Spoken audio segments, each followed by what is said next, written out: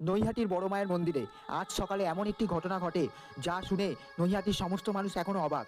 ভোরে এক ভক্ত নাম সুশান্ত বহুদিনের মনস্কামনা পূরণের আশায় মন্দিরে এসেছিলেন। তার ছোট মেয়ে অসুস্থ ছিল বহুদিন ধরে, অনেকদিন চিকিৎসা করিয়েও কোনো উপকার হচ্ছিল না। মন্দিরে ঢোকার আগেই তিনি মন থেকে প্রার্থনা করলেন, মা, যদি সত্যিই তুমি আমার প্রার্থনা শোনো তবে আমার মেয়েকে জীবিত করে দাও।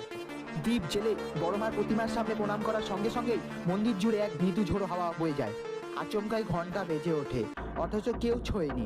সুশান্ত কিছুটা হতবাক হয়ে তাকিয়ে দেখলেন প্রতিমার চোখ থেকে এক ফোঁটা জলের বিন্দু ঝরে পড়ছে। ঘন্টাখানেক পর বাড়ি থেকে ফোন আসে, তার মেয়ের জ্বর হঠাৎ কমে গেছে। ডাক্তার অবাক হয়ে বলে, এই যেন এক অলৌকিক আরোগ্য। লোকেরা বলে বড় মা যখন কার মনোবাসনা পূরণ করে তখন তার মুক্তি থেকে বর্ষিত হয় অশ্রু।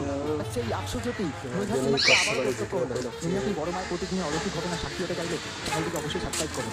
আপনার সাথে যদি এরকম কোনো অলৌকিক ঘটনা ঘটে থাকে কমেন্টে অবশ্যই জানাবেন।